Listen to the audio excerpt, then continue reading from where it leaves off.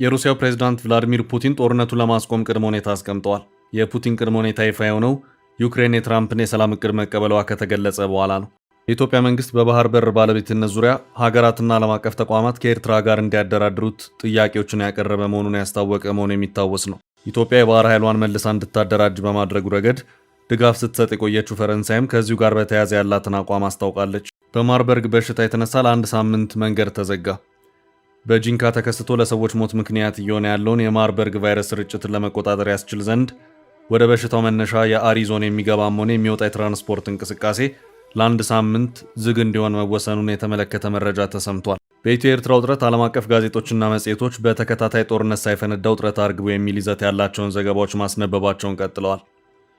በኢትዮ ኤርትራ ውጥረት አዲስ ይፋ የሆነው ዘገባም በጦርነት ስጋት ውስጥ የድርድር ጉዳይን ያመለከተ መረጃም አስነብቧል። የኢትዮ ኤርትራ የማሸማገል ጥረትን እንዲሁም አሜሪካን የተመለከተ ጉዳይ በመረጃው ተነስቷል። በአዲስ አበባ የምግብ ዘይት ዋጋ በከፍተኛ ደረጃ የዋጋ ንረት እየታየበት መሆኑ ታወቀ። ከዚሁ ጋር በተያያዘም ነዋሪዎች ወደ ችርቻሮ ግዢ ለመግባት የተገደዱበት ሁኔታ እየተፈጠረ መሆኑም ታውቋል። ከዚሁ ከፍ ካለ ጭማሪ ጋር በተያያዘም በነጋዴዎችና በመንግስት አካል እንደዚሁም በተጠቃሚው በኩል የተባለ ነገር አለ። በኢትዮጵያ ወርቅ ማውጣት ላይ ተሰማርቶ የሚገኘው ዓለም አቀፍ ወርቅ አምራች ባደረገው ቁፋሮ አዳዲስ የወርቅ ማዕድናት የሚገኙባቸው ቦታዎች መገኘታቸውን አስታውቋል። ከ43 ሜትር ጥልቀት ጀምሮ በ16.4 ሜትር ርቀት ላይ በአንድ ቶን 13 ግራም ወርቅ መገኘቱ ተሰምቷል። የኢትዮ ኤርትራ የድርድር ጥያቄ። በኢትዮ ኤርትራ ውጥረት ዓለም አቀፍ ጋዜጦችና መጽሔቶች በተከታታይ ጦርነት ሳይፈነዳ ውጥረት አርግቦ የሚል ይዘት ያላቸውን ዘገባዎች ማስነበባቸውን ቀጥለዋል። በኢትዮ ኤርትራ ውጥረት አዲስ ይፋ የሆነው ዘገባም በጦርነት ስጋት ውስጥ የድርድር ጉዳይን ያመለከተ መረጃም አስነብቧል። የኢትዮ ኤርትራ የማሸማገል ጥረትን እንዲሁም አሜሪካን የተመለከተ ጉዳይ በመረጃው ተነስቷል። በእንግሊዝ ለንደን መሰረቱን ያደረገው ቻታም ቲንክ ታንክ አዲስ ባስነበበው ዘገባው ኢትዮጵያና ኤርትራ ወደ ጦርነት እንዳይገቡ ጥረት ማርገብ እጅግ አስፈላጊ ነው በሚል አርዕስት ስር ባስነበበው ዘገባው የኢትዮጵያ የቀይ ባህር ጉዳይ እንዲሁም በትግራይ ካለው ልዩነት ጋር ውጥረቱ እየጨመረ ባለበት በአፍሪካ ቀንድ ሌላ አውዳሚ ጦርነት ሳይፈነዳ የማስቆሚያ ጊዜው አሁን ነው ሲል አመልክቷል። ከሳምንት በፊት በተመሳሳይ ቢቢሲ ዳግም የተቃቃሩት ኢትዮጵያና ኤርትራ ወደ ጦርነት ያመሩ ይሆን በሚል ርዕስ ስር ሰፊ ዘገባ ባስነበበበት መረጃው የኢትዮጵያና ኤርትራ ባለስልጣናት የሚሰጧቸው መግለጫዎች፣ የሚያደርጓቸው ንግግሮች ወደ ጦርነት ሊያስገቧቸው በሚችሉ የቃላት ልውጦች የታጀቡ መሆናቸውን ገልጾ ነበር። የባህር በር የሌላት ኢትዮጵያ የቀይ ባህር ወደብ የማግኘት ጥያቄ ማቅረቧን ተከትሎ ጦርነት በማንኛውም ጊዜ ሊቀሰቀስ ይችላል የሚለው ስጋት እየጨመረ መምጣቱም በዚሁ ዘገባ መመላከቱ ይታወቃል። በትላንትናው ዕለት በዚሁ ጉዳይ ይፋ የሆነው የቻታም ሃውስ ሌላኛው መረጃ የፕሬዝዳንት ኢሳያስ አፈወርቂና የጠቅላይ ሚኒስትር አብይ አህመድን የ2018 የሰላም ስምምነትን ፎቶ በማያያዝ አሁን ላይ በኢትዮ ኤርትራ ከባድ ልዩነቶች መፈጠራቸውን በዚህም ዲፕሎማሲያዊ እንቅስቃሴዎች ውጥረት በሚያረግቡ ጉዳዮች ላይ ትኩረት ሊያደርጉ ይገባል በሚል ምክረ ሀሳብ አመልክቷል። ጦርነቱን ለማስቆም የፑቲን ቅድመ ሁኔታ። የሩሲያው ፕሬዝዳንት ቭላዲሚር ፑቲን ጦርነቱን ለማስቆም ቅድመ ሁኔታ አስቀምጠዋል። ፕሬዝዳንት ቭላዲሚር ፑቲን በዩክሬን ያለውን ጦርነት የሚቆመው የኪየቭ ወታደሮች ከሞስኮ ግዛት ሲወጡ ብቻ መሆኑን በመግለጽ በአቋማቸው ጸንተዋል። ፑቲን በኃይል በያዟቸው የዩክሬን ግዛቶች ላይ ሕጋዊ ዕውቅና ለማግኘት ለረጅም ጊዜ ሲጥሩ ቆይተዋል። እነዚህም በ2014 ወደ ሩሲያ የተቀላቀለችውን የክራይሚያ ባህረ ገብ መሬትና በጦርነቱ ወቅት ለረጅም ጊዜ በሞስኮ እጅ የቆየውን አብዛኛውን የምስራቅ ዶንባስ ክልልን ያካትታሉ። አሁንም የተወሰነውን የዶንባስ ክልልን ለምትቆጣጠረው ዩክሬን ወረራውን ለጀመረችው ሩሲያ ግዛቶቿን መስጠት የሚዋጥ አይደለም። የፑቲን ንግግርን ተከትሎ አስተያየታቸውን የሰጡት የዩክሬኑ ፕሬዝዳንት ቮሎዲሚር ዜሌንስኪ ሩሲያ ጦርነቱን ለማስቆም የሚደረገውን ጥረት እንዳቃለለች መናገራቸውን ቢቢሲ ዘግቧል። ፑቲን ወደ ኪርጊስታን ባደረጉት ጉዞ ላይ ለጋዜጠኞች ኪየቭ አንድ ሰው እስኪቀራት መዋጋት ትፈልጋለች ሲሉ ከሰዋል። በመርህ ደረጃ ሩሲያም ይህን ለማድረግ ዝግጁ ነች ብሏል። ሩሲያ ጦርነቱን የመግፋት አቅም እንዳላትና ውጊያው የሚያበቃው የዩክሬን ወታደሮች ከዶንባስ ሲወጡ ብቻ እንደሆነ አቋማቸውን ገልጸዋል። ካልወጡ ግን ይህን የምናሳካው በጦር መሳሪያ ኃይል ይሆናል ብለዋል። የሩሲያው ፕሬዝዳንት ቭላዲሚር ፑቲን በአሜሪካና ዩክሬን በጋራ የተዘጋጀው አዲስ የሰላም ረቂቅ እቅድ ተግባራዊ ሊሆን የሚችለው ዩክሬን ግዛቷን አሳልፋ ከሰጠች ብቻ እንደሆነ በመግለጽ ያለ ግዛት ስምምነት ምንም አይነት ስምምነት መፍጠር እንደማይቻል አጥብቀው ተናግረዋል። ፕሬዝዳንቱ የጄኔቫው ረቂቅ እቅድ ክፍሎች የሩሲያን አቋም የሚያንጸባርቁ መሆናቸውን ቢናገሩም ዋነኞቹ ጉዳዮች ግን አሁንም ድርድር እንደሚያስፈልጋቸው ገልጸዋል። በዚህ አጋጣሚም የዩክሬኑን ፕሬዝዳንት ቮሎዲሚር ዜሌንስኪን ሕገወጥ በማለት ዳግም ጠርተዋቸዋል። ይህ የፑቲን የግዛት አስረክቡ ጥያቄ ሩሲያ በወታደራዊ መንገድ መቆጣጠር ያልቻለቻቸውን ክልሎች ዩክሬን እንድትተው የሚያስገድድ ከመሆኑም በላይ ዩክሬን በወደፊት ከምዕራባውያን የሚደረጉላትን ወታደራዊ ድጋፍ እንዲገደብ ያደርጋል። ሆኖም ኪየቭ ይህንን ሀሳብ ወዲያውኑ ውድቅ አድርጋለች። የፕሬዝዳንት ዜሌንስኪ የካቢኔ ዋና ኃላፊ እንዳሉት ዩክሬን ለሰላም ሲባል ምንም አይነት ግዛት አሳልፋ እንደማትሰጥ አመልክተዋል። ፈረንሳይ በባህር በሩ ድርድር። የፈረንሳይ ምድር ጦር አዛዥ ጀነራል ፒየር ሺል በአዲስ አበባ ቆይታ አድርገዋል። በኢትዮጵያ የባህር በር መውጫ ጋር በተያያዘ በሚኖረው ድርድር ፈረንሳይ ድጋፍ ያላት መሆኑን አስታውቀዋል። በኢትዮጵያ መንግስት በኩል ከባህር በር መውጫ ጋር በተያያዘ ከኤርትራ ጋር ወደ ድርድር ለመግባት ዝግጁ መሆኑን ማስታወቁ አይዘነጋም። በዚህም ከተባበሩት መንግስታት እስከ አፍሪካ ህብረትና አያላኑ ሀገራት ድረስ ይህንኑ ያደራድሩን ሀሳብ ያቀረበ መሆኑን ከዚህ ቀደም በጠቅላይ ሚኒስትር አብይ አህመድ በኩል ሲገለጽ ተሰምቷል። ኤርትራ የሚካሄዱ ንግግሮች ግዛትን አሳልፎ መስጠትን አይመለከትም።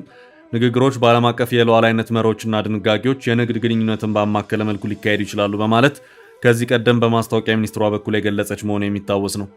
ሰሞኑን በአዲስ አበባ ቆይታ ያደረጉት የፈረንሳይ ምድር ጦር አዛዥ ጀነራል ፒየር ሺል ከጦር ኃይሎች ጠቅላይ ኤታማዦር ሹም ፊልድ ማርሻል ብርሃኑ ጁላ ጋር ከመከሩ በኋላ ከጋዜጠኞች ጋር ቆይታ ባደረጉበት ማብራሪያ ከሰጡባቸው ርዕሰ ጉዳዮች መካከል አንደኛው ከኢትዮጵያ የባህር በር መውጫ ጋር የተያያዘ ሆኖ ታይቷል።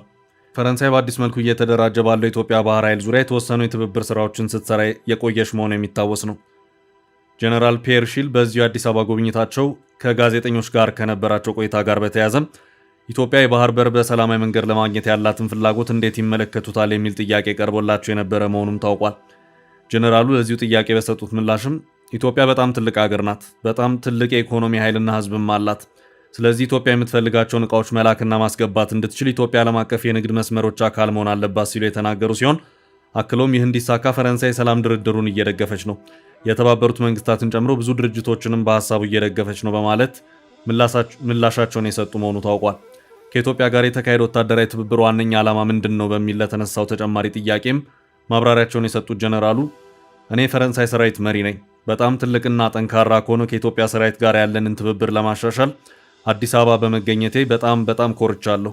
ስለዚህ ትብብራችን በዋናነት የወታደራዊ ቁሳቁስ ድጋፍ፣ የሰላም ማስከበር ስራዎች፣ የፈንጅ አወጋገድ ተግባራት ላይ በሰው ኃይል ስልጠናና በሌሎችም ነው ሲሉ ተናግረዋል። በድረገጹ ተመራማሪዎች አህመድ ሶሊማን እና ዶክተር አቤል አባተ በጋራ የቀረበው ይህ ሰፊ ትንታኔ በኢትዮ ኤርትራ አሁን ላይ ዋነኛው ጉዳይ ጦርነት ሳይፈነዳ ማስቀረት የሚለው መሆን አለበት ሲል አመልክቷል። ውጥረቱን ለማርገብና ለሰላማዊ መፍትሄ ቦታ ለመስጠት ግጭት የሚያስቀር ዲፕሎማሲ አካሄድ ያስፈልጋል ሲል ዘገባው አክሏል። ዘገባው ምንጮች ገለጹልኝ ሲል ባሰፈረው ሀሳብ ላይ ሳውዲ አረቢያ ኢትዮጵያና ኤርትራን ለማደራደር ጥያቄ ማቅረቧን ገልጿል። በተመሳሳይ ቱርክ ኢትዮጵያና ሶማሊያን ያደራደረችበት አጋጣሚን በማስታወስ የሀገራቱ ውጥረት በሀገራቱ ብቻ ሳይገደብ በአፍሪካ ቀንድ ከባድ ጣጣ እንዳለው ገልጿል። በዚህም በአፍሪካ ቀንድ ላይ ትኩረት አድርገው በወታደራዊና ኢኮኖሚ ጉዳዮች ላይ እየተንቀሳቀሱ ያሉት አሜሪካና የተባበሩት አረብ ኤምሬቶችን በኢትዮ ኤርትራ ውጥረት ስጋት እንዳላቸው ዘገባው አስነብበዋል። በኢትዮ ኤርትራ በኩል ሰላማዊ ውይይትና ንግግር እንዲጀመር ዓለም አቀፍ ጥረት ሊደረግ ይገባል ሲል ዘገባው አሳስቧል። ይህ በእንዲህ እንዳለ ከ7 ዓመታት በፊት ኢትዮጵያና ኤርትራ በሳውዲ አረቢያ አሸማጋይነት የሰላም ስምምነት ላይ መድረሳቸው ይታወሳል። ጠቅላይ ሚኒስትር አብይና ፕሬዝዳንት ኢሳያስ ስምምነቱን በቀይ ባህሯ የወደብ ከተማ ጅዳ ላይ በተፈራረሙበት ወቅት የሳውዲ ንጉሥ ሰልማን፣ አልጋውራሽ መሐመድ ቢን ሰልማን፣ የተባበሩት አረብ ኤምሬትስ የውጭ ጉዳይ ሚኒስትር ሼክ አብዱላ ቢን ዛይድ አልናህያን እና የተባበሩት መንግስታት ድርጅት ዋና ጸሐፊ አንቶኒዮ ጉቴሬስ ተገኝተው እንደነበር አይዘነጋም። የሰላም ስምምነቱን ተከትሎ ንጉሥ ሰልማን ለኢትዮጵያና ለኤርትራ መሪዎች አብዱልአዚዝ አልሳውድ የተባለውን የአገሪቱን ከፍተኛ ሜዳሊያ አበርክተውላቸዋል። መሪዎቹ ቀደም ሲልም ተመሳሳይ የክብር ሽልማት ከተባበሩት አረብ ኤምሬቶች ተሰጥቷቸዋል። ጠቅላይ ፕሬዝዳንት ኢሳያስ አስቀድመው አስመራ ላይ በተገናኙበት ወቅት ባለ 5 ነጥብ የሰላምና የወዳጅነት ስምምነትን በመፈራረም ለ2 አስርት ዓመታት የዘለቀውን ጠላትነታቸው እንዲያበቃ አድርገዋል። ከዓመታት በኋላ አሁን ላይ ዳግም በሀገራቱ መካከል ውጥረት የነገሰ ሲሆን ይህንኑ ለማሸማገል ሳውዲ አረቢያ አዲስ ጥያቄ ማቅረቧ ተገልጿል። በማርበርግ በሽታ የተነሳ ለ1 ሳምንት መንገድ ተዘጋ። በጂንካ ተከስቶ ለሰዎች ሞት ምክንያት እየሆነ ያለውን የማርበርግ ቫይረስ ስርጭት ለመቆጣጠር ያስችል ዘንድ ወደ በሽታው መነሻ የአሪዞን የሚገባም ሆነ የሚወጣ የትራንስፖርት እንቅስቃሴ ለ1 ሳምንት ዝግ እንዲሆን መወሰኑ ተነገረ። ውሳኔውን ለማስፈጸም በአሪዞን ዋና አስተዳዳሪ የሚመራ ግብረ ኃይል የተቋቋመ ስለመሆኑ የዞኑ መንግስት ኮሚኒኬሽን መምሪያ ኃላፊ አቶ ደመላሽ አቦነ መግለጻቸውን የቲክቫ ኢትዮጵያ ዘገባ አመልክቷል። የቫይረሱ ስርጭት ከዕለት ዕለት አስከፊ እየሆነ በመምጣቱ የበሽታውን ስርጭት ለመቆጣጠር በአሪዞን ዋና አስተዳዳሪ የሚመራ ግብረ ኃይል ተቋቁሞ እየሰራ መሆኑን የተነገረው ኃላፊው እስካሁን በነበረው ሂደት ትምህርት ቤቶች የተዘጉና ህዝብ የሚሰበሰብባቸው ጉዳዮች ላይ እቀባ የተጣለ ቢሆንም ስርጭቱን በሚፈለገው ልክ መግታት ባለመቻሉ የትራንስፖርት ዘርፉን ለ1 ሳምንት መዝጋት አስፈላጊ በመሆኑ ከዛሬ ህዳር 20 ጀምሮ ለ1 ሳምንት ዝግ እንዲሆን ግብረ ኃይሉ መወሰኑ ተገልጿል።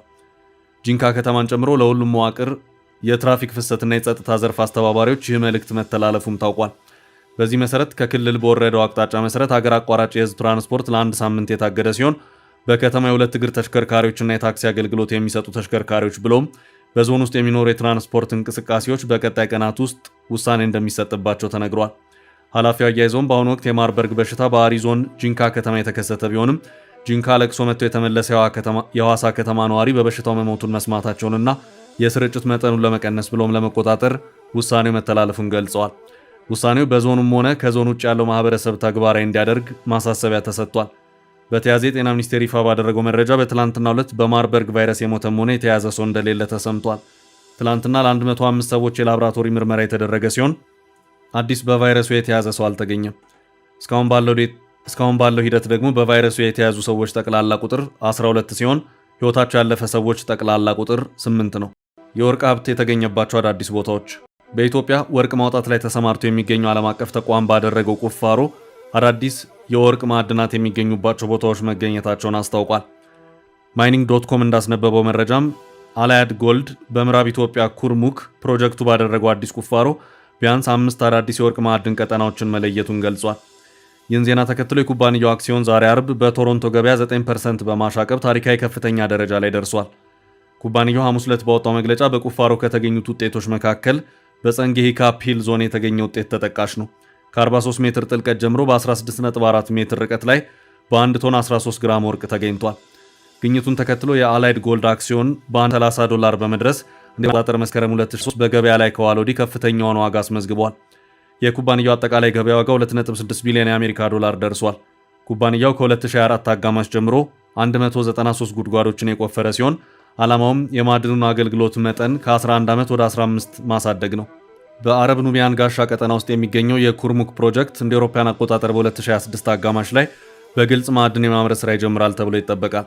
አላይድ ጎልድ በመጀመሪያዎቹ 4 ዓመታት በአማካይ 290 ሺህ አውንስ ወርቅ በዓመት ለማምረት አቅዷል። የረጅም ጊዜ ግቡ ደግሞ ዓመታዊ ምርቱን ከ300 ሺህ አውንስ በላይ ማድረስ ነው። ኩባንያው በሚቀጥሉት 5 ዓመታት አጠቃላይ ማዕድን ሀብቱን ወደ 5 ሚሊዮን አውንስ ለማሳደግ ያለመ ሲሆን የተሻሻለ የሀብት መረጃ ሪፖርት በ2026 መጀመሪያ ላይ ይፋ እንደሚደረግ ተገልጿል። በአዲስ አበባ ከፍተኛ የምግብ ዘይት ዋጋ ጭማሪ። በአዲስ አበባ የምግብ ዘይት ዋጋ በከፍተኛ ደረጃ ጨመረ። ፎርቹን ጋዜጣ ባሰራጨው ዘገባ እንዳመለከተው ከሆነ 5 ሊትር በሚይዘው የዘይት ዋጋ ላይ ከፍ ባለ ፐርሰንት ደረጃ ዋጋ ጭማሪ ታይቷል። በኢትዮጵያ ገበያ ውስጥ ዘይት በአነስተኛ ደረጃ በሀገር ውስጥ የሚመረት እንደዚሁም አብዛኛው ከውጭ የሚገባ ነው። ኦማር፣ ኦርካይድ፣ ቫይኪንግ እና ሌሎችም በገበያ ውስጥ በስፋት ያሉ ምርቶች ናቸው። ሁሉም በሚባል ደረጃ የሚቀርቡት በባለ 5 ሊትር እሽግ ነው። እንደየምርቱ አይነት ዋጋው በተወሰነ ደረጃ ቢለያይም በችርቻሮ ሱቆች 5 ሊትር ዘይት ከ1300 ጀምሮ እስከ 1600 ድረስ ለተጠቃሚ ሲቀርብ ቆይቷል። እንደ ፎርቹን መረጃ ከሆነ ኦማር የተባለው የዘይት አይነት 5 ሊትር እሽግ ዘይት በአሁኑ ሰዓት የ18 በመቶ ጭማሪ በማሳየት 2000 ብር ገብቷል። ኦርካይድ የተባለው የ12 በመቶ ጭማሪ ተደርጎበት ዋጋው ወደ 1850 ብር አሻቅቧል። ሰንፍላወር በሚል የሚታወቀው የዘይት አይነት የ17 በመቶ የዋጋ ንረት በማስመዝገብ በአሁኑ ሰዓትም 1750 ብር እየተሸጠ መሆኑን ይሄው የፎርቹን ዘገባ አመላክቷል። ተጠቃሚው ቀደም ሲል 5 ሊትር የሚይዝ የፕላስቲክ እሽግ ዘይትን ይገዛ የነበረ ሲሆን እንደ ፎርቹን ዘገባ ከሆነ በከፍተኛ ደረጃ ከጨመረው የዘይት ዋጋ ንረት ጋር በተያያዘም በአሁኑ ሰዓት በርካቶች ወደ ችርቻሮ የዘይት ግዢ ውስጥ መግባት ግድ ብሏቸዋል። ፎርቹን ያነጋገረው ተሰማ በዳሱ የተባለ 28 ዓመት ወጣት በቦሌ አራብሳ አካባቢ በኮንስትራክሽን ስራ ላይ የተሰማራ መሆኑን ገልጾ ቱሉ ዲምቱ አካባቢ ባለ 1 ክፍል ኮንዶሚኒየም በ8000 ብር የተከራየ መሆኑን በማብራራት አሁን የታየው የዘይት ዋጋ ጭማሪ ክፉኛ ያስደነገጠው መሆኑን አመልክቷል። በዚህ ምክንያት በአንድ መልኩ ድንች ቀቅሎ ያለ ዘይት በባዶ ሰላጣ ለመመገብ የተገደደ መሆኑን የገለጸ ሲሆን በሌላ መልኩ ደግሞ ቀደም ሲል ባለ 5 ሊትር ዘይት የሚገዛውን በመተው በችርቻሮ ለመግዛት የተገደደ መሆኑን አክሏል። በተመሳሳይ መልኩ የዘይት ምርት ዋጋ መጨመር ፍቅርተ ጥላሁን የተሰኘች የ3 ልጆች እናትን ኑሮ ያከበደባት መሆኑን ለፎርቹን ዘጋቢ ተናግራለች። በፊት 5 ሊትር ዘይት ትገዛ የነበረ ቢሆንም አሁን ላይ ያለው ዋጋ ከአቅሟ በላይ በመሆኑ 1 ሊትር አሊያም 3 ሊትር ዘይት መጠቀም መጀመሯን ገልጻለች። የማዕከላዊ ስታቲስቲክስ አገልግሎት የጥቅምት ወር የዋጋ ግሽበት 11.7 በመቶ መሆኑን ተናግሯል። በምግብ ነክ ዕቃዎች ላይ ያለው ግሽበት ደግሞ 10.2 በመቶ ነው ማለቱ አይዘነጋም። ተቋሙ አጠቃላይ የኢትዮጵያ ዋጋ ንረት ከባለፈው ዓመት ጋር ሲነጻጸር ቀንሷል በማለት ተናግሯል። ሆኖም በምግብና በትራንስፖርት ምድቦች አሁንም ቁጥጥር ያስፈልጋል በማለት በመግለጫው አስታውቋል። በዚሁ ዙሪያ ለፎርቹን ማብራሪያቸውን የሰጡት በአዲስ አበባ ንግድ ቢሮ የኮሚኒኬሽን ዳይሬክተር አቶ አሸናፊ ብርሃኑ ከዘይት ዋጋ ጭማሪ ጋር በተያያዘ የሚሰማው ቅሬታ ቢሮአቸው የደረሰው መሆኑን አስታውቀው ቢሮ የምርት መደበቆች እንደዚሁም አላስፈላጊ ዋጋ ጭማሪ መደረጉን በተመለከተ የራሱን ማጣራት ስራ ለማከናወን ምርመራዎች ማድረግ የጀመረ መሆኑን አስታውቀዋል።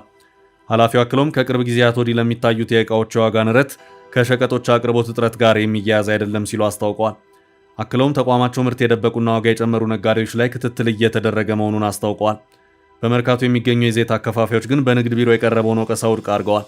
በምርቱ ላይ ዋጋ ጭማሪ የመጣው የዘይት ምርት በመቀነሱ ሳቢያ አስመጪዎች ዋጋ በመጨመራቸው ነው ብለዋል።